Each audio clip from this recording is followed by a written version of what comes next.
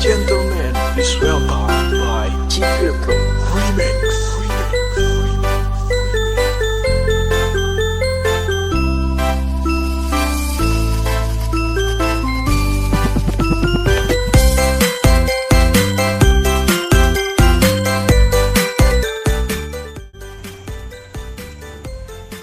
Bro, okay, so hari ni projek kita nak restore speedy kita Honda Odyssey RB1.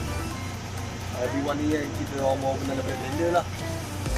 So hari ni kita mau beli daripada tempat apa ni, kedai potong yang memang main body part RB ni. Apa ni kita kalau kita dekat Subang lah. Jadi kita kena dulu buat kita orang dah api lah. So ini part-part dia kita orang lah. Body part dia mau kita gunakan. Lepas tu adjustable TN. Ada lebaran lagi kita akan pergi runner lah. Macam rim dia semua kita akan pergi runner kat kepala. So dia pun tak pasti nak sering apa. So inilah barang-barang yang daripada up sayap tempat tu Nah ni absolute kan? Absolute. So kita akan full convert lah body part dia semua, kita akan masuk absolute lah. Kita akan berdasar. Kalau korang macam mana, kalau video ni nanti awal nanti akan tulis korang macam mana kita tulis benda asal dia, lampu-lampu berapa sana, dan ini sebenarnya lampu dah akan sambung. So kita pun sebenarnya ada buyer dah berminat. So bila dah berminat dia bayar mungkin kan, walaupun kita tak ada install ni, tapi dia dah tahu macam mana asyik dia gitu orang. So dia mesti awal buat bagi yang berminat nak pakai itu, boleh betul. Pakai dulu mana cara kita restore, membuatnya restore, boleh.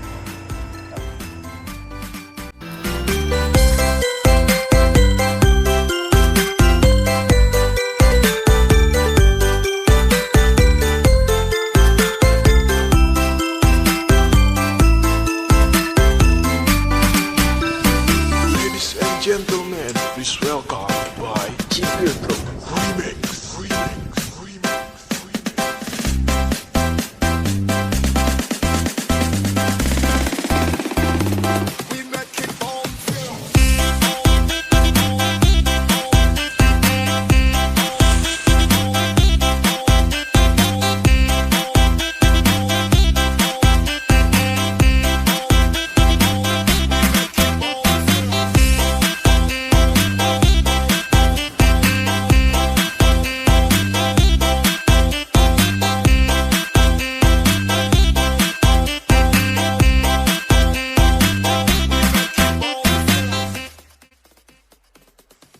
Jangan taruh internet nanti banyak orang lapang aja.